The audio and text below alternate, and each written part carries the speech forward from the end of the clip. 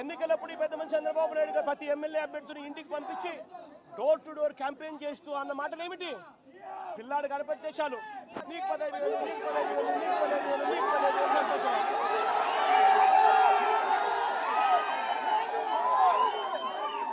ఇంట్లో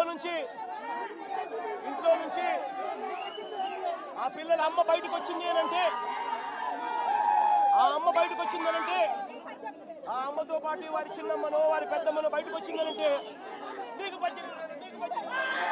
సంతోషమా?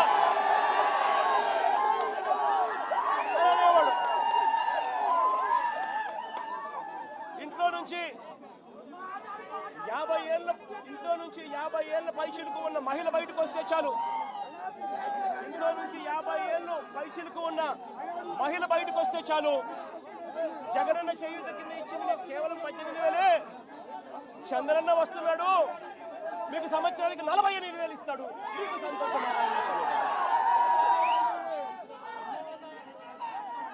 ఇదే చేద్దాం చంద్రబాబు నాయుడు.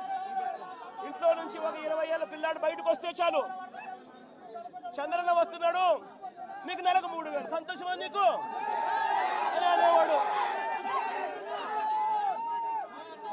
ఇంట్లో నుంచి కండువా వేసుకొని రైతు బయటకు వస్తే మీకు 20,000. సంతోషమా?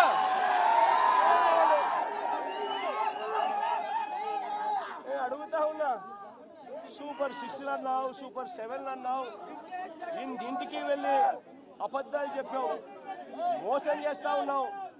మోసంలో నుంచి కోపం పుడతా ఉంది.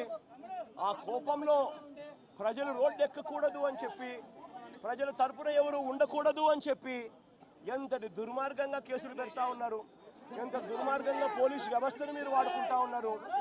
ఇవన్నీ గమనించమని చెప్పి ప్రజలను కోరుతా ఉన్నా.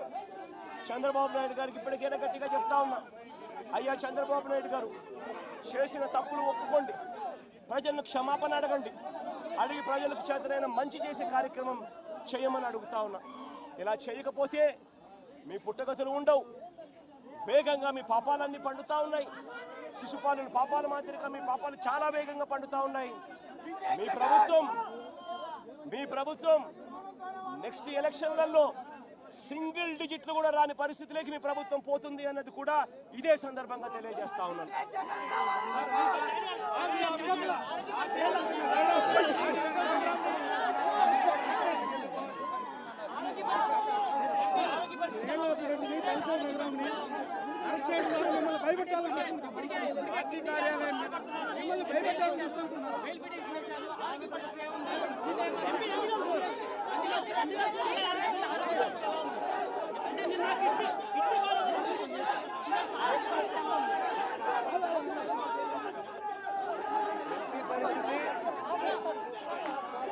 ఆరోగ్యపరంగా నేను అడగలేదు,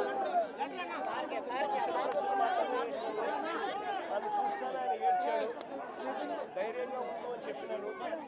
తన భార్య కూడా నాతో పాటు వచ్చింది కాబట్టి ఆ తర్వాత టాపిక్ పిల్లల చదువులు, ధైర్యంగా ఎదుర్కోవాల్సిన సమస్యల మీద, దాని మీద మాట్లాడడం జరిగింది. కానీ నాకు ఇది తట్టలేదు. ఈ ఘటనలో ఉన్న మిగిలిన ముగ్గురు కూడా అరెస్ట్ చేస్తాం, దీని వెనక జగన్ ఉంటే విచారణ సిద్ధం అంటున్నారు. వాళ్ళు ఏమైనా చేసుకోవచ్చు, రాక్షస పాలన జరుగుతూ ఉంది. వాళ్ళు ఏం చేసినా పైన దేవుడు ఉన్నాడు, దేవుడే మొట్టికాయలు వేస్తాడు.